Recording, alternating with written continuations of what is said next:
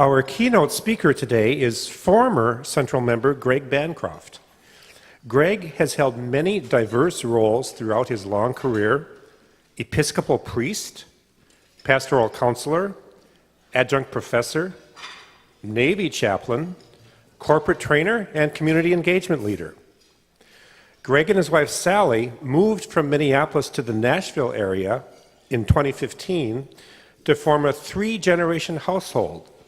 They live under one roof with their daughter, son-in-law, 2 grandchildren, who I think are the apples of their eye, 3 cats, and a German Shepherd. Greg's encore career as a speaker and author is taking hold. He has now had 2 books published, both with a baseball theme. Baseball has long been one of Greg's life passions. Please welcome Greg Bancroft.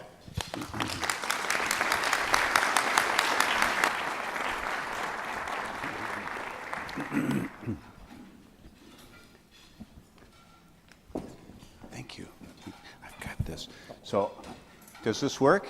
Oh, excellent. Thank you, Mark.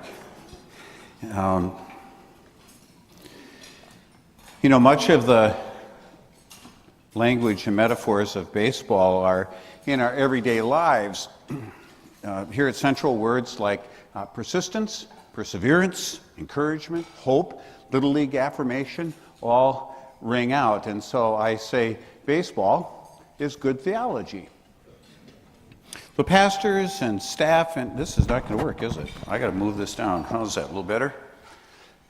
Pastors, staff, council members, committee chairs, anniversary committee, parishioners, friends, guests, thank you so much for having me a part of your 100th anniversary celebration here at Central. My wife Sally and I were members here for over 15 years.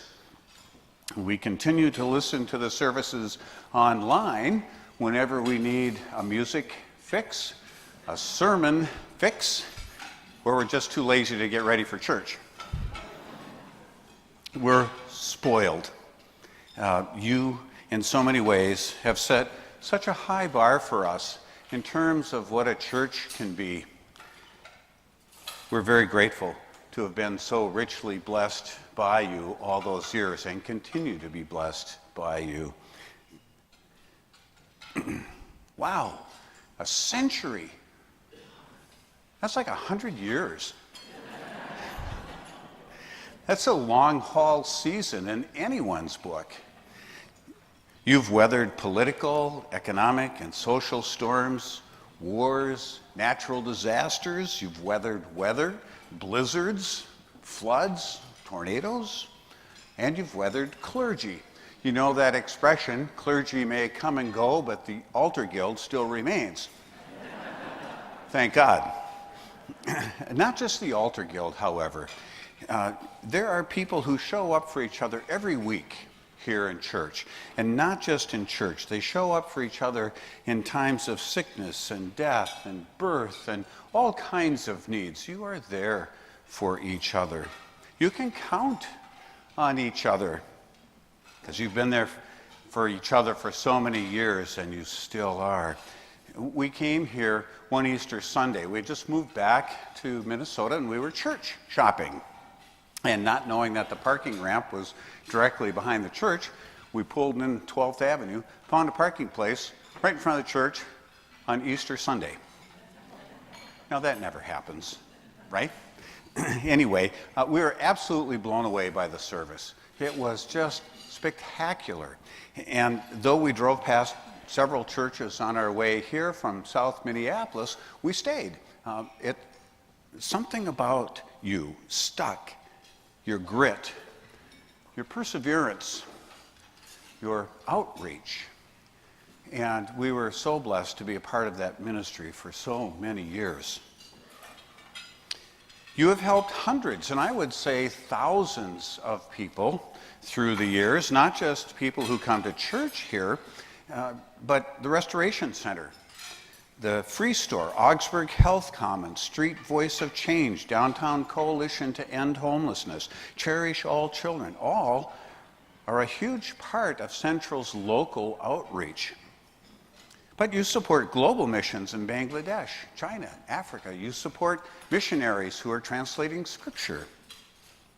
And there's more. You touch hundreds of lives through things like Augsburg Vespers, preaching conferences, seminary graduations, carolyn concerts, and just ringing the bells on a weekly basis. Peace and Justice Forums, Synod Assemblies. I'm sure I'm forgetting a dozen things. My sister was on a Cursillo team here many years ago, and she remembers the kitchen rectora reminding everyone that guests would come early and give them a cup of coffee and something to eat, help them feel welcome. I met a Hmong pastor once who told me of his incredible journey to the United States, and near the bottom of his tapestry is an applique of Central Lutheran Church.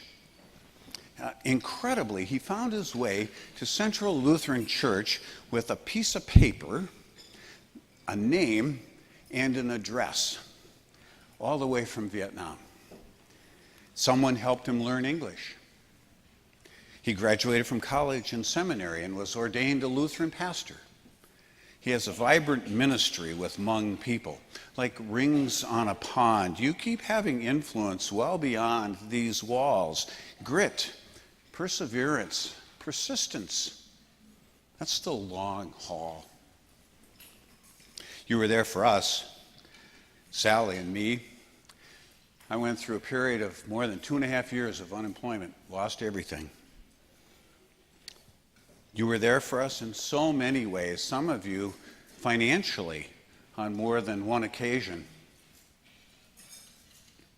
For 15 years, you welcomed us, you encouraged us, you included us in everything. Committees, choirs, task forces, preaching, teaching, social events. You even bought my books. One of my favorite memories was serving as a liturgist at Compline. Remember that service? Many years ago on a Sunday night in the middle of winter when it was about 1 billion degrees below zero, I made a really hot bath. I lit a bunch of candles and I turned on the radio to WCAL to listen to Compline at Central Lutheran Church in downtown Minneapolis. It was awesome. Climbed in with a single malt scotch and went, ah. Several years later, I was leading that service on any number of occasions. Who would have thought? And one day, Carl Starr had an opening for a temporary job. He needed someone to write a couple of chapters in a training manual that he was producing, and I got the assignment. Well, there at Thrivent, I learned of a position in community engagement that seemed to have been lifted from my resume. I got the gig, and I've since retired from that role more than 11 years later. It was the kind of job where sometimes I'd have difficulty going to sleep at night because I was so excited about what I'd be doing the next day. Now, who gets to do that for 11 years? Thanks, Carl. Perseverance, incremental progress toward a desired goal. Persistence, words to warm a Lutheran's heart. Steady plodding toward the future. But don't kid yourself. I've seen flashes of brilliance from you. Sally and I were here in December, and there were many of you wearing hand-knit Norwegian sweaters. The image in church with the windows, the sunlight, the bright sweaters was redolent of a tropical aviary or a butterfly sanctuary. Flashes of brilliance. And it didn't stop with your sweaters. You had funny hats with flaps and string with colored balls of yarn, balls of colored yarn on top of your hat. Flashes of brilliance. Even your mittens. Flashes of brilliance. Now, no one would fault you for wearing a solid gray boiled wool sweater. In fact, they're likely to say, look at that practical, sensible Lutheran. But like a baseball player in the midst of a long haul season who goes 4 for 4 some night or gets a grand slam home run, you too have flashes of brilliance, and you support each other. You're there for one another. I see it in your actions, and I hear it in your voices. It's kind of like Little League affirmation. You got this, and I want to demonstrate that for you. You know what I mean. You're going to turn to somebody, and if you're looking at a guy, you're going to say, "Attaboy." If you're looking at a woman, you're going to say, "Attagirl." And then you'll add something like, "You got this." You understand the directions? It's pretty clear. Okay, let's go. Attaboy, you got this. Attagirl, you got this. Attaboy, you got this. Attagirl, you got this. Attaboy, you got this.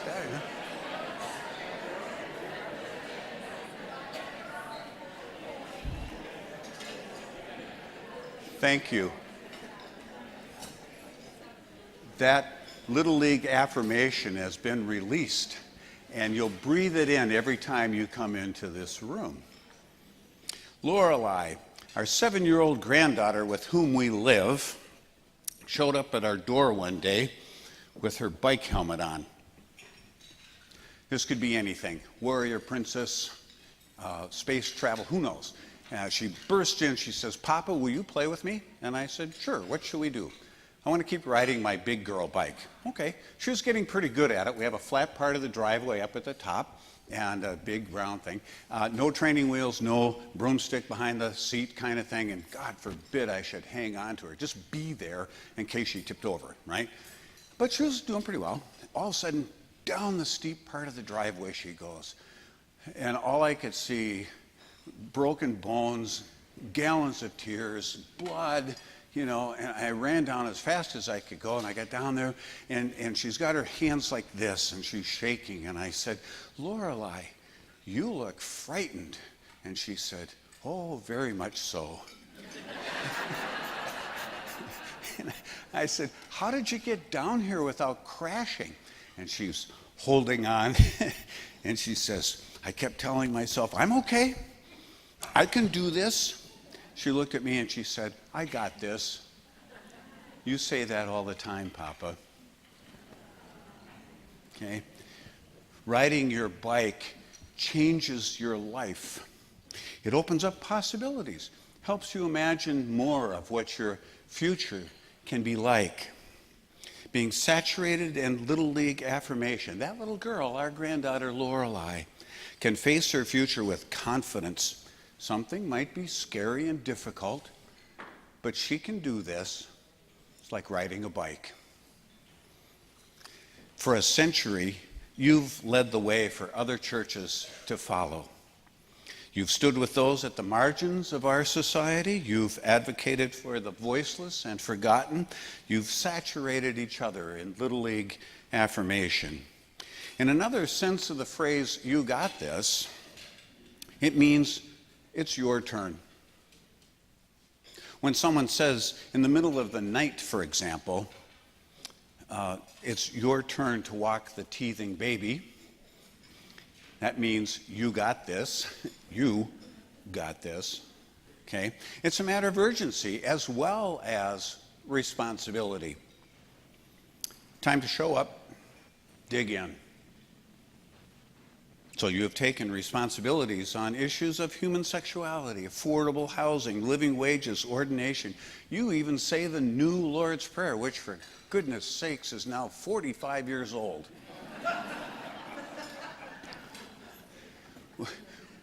Thank you for that. We've heard all kinds of music in this place, played on all kinds of instruments, augmented by hundreds of voices over the years. When Sally's mom died, we were able to offer something toward the purchase of the grand piano and the chancel, and whenever we hear it, we're reminded of her playing for her little church years ago. Wow, a century. That's just one long haul season. What comes next? Now what? You're on the cusp of another century, another long haul season, and at this point, as this weekend reminds us, it's kind of like opening day. And boy, do y'all know about opening day in Minnesota, especially after this winter, huh? Opening day is hope revisited. It's different in Minnesota than in Tennessee. In Minnesota, winter is designed to kill you. Gale force winds whip glass-like shards of ice across your frozen cheeks as you walk outside.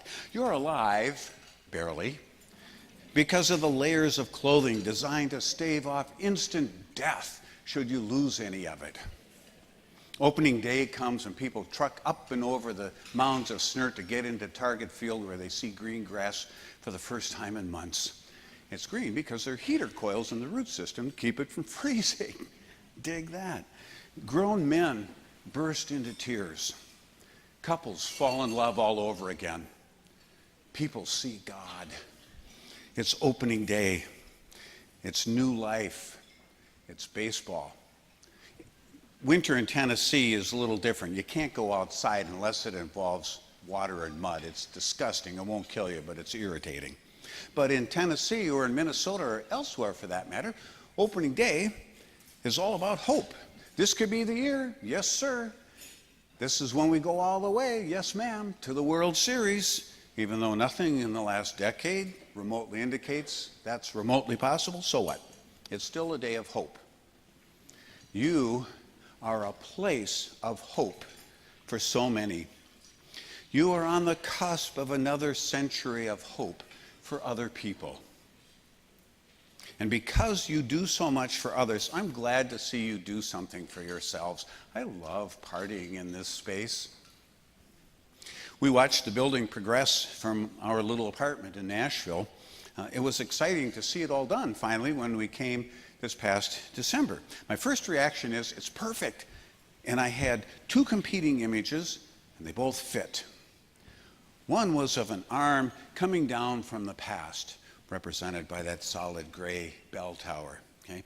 This arm sweeps up people below, like a mother pulling her kids close, or a hen gathering her brood, hugging, welcoming. It's a picture of nurture. And wouldn't you know it, like all good design which works even though you're not consciously aware of it, I was ushered right into church, okay, effortlessly. Now, granted, it was Advent. We had the uplighting of the tree branches on the ceiling. How cool was that? There was the wreath, the flowers. It might have been a little extra razzle-dazzle, okay. But still, what a feeling to come into such a place of majesty and beauty. And yet hospitality. Your share of Christ's ministry means that you minister with or among other people. Yours is a Eucharistic ministry. You take bread, you bless it, you break it, you share it, and it is that blessed brokenness that is then shared with the world. Seriously, the world through you. Back on the sidewalk, looking at the arm again, it reminded me of a hand swishing me out. Run along now, go in peace to love and serve the world, rejoicing in the power of the Spirit. Go in peace. Though we are sad not to be here among you, know that we will hear about you. We'll see you on Facebook. We'll listen online, and you will be forever in our hearts. You will continue ministering with so many others across the miles and through the years. I don't see that stopping at all. You've got momentum now. Holy cow. I have every confidence in your ability to keep going. I know you will keep going. So, yeah, you've got this. Keep swinging.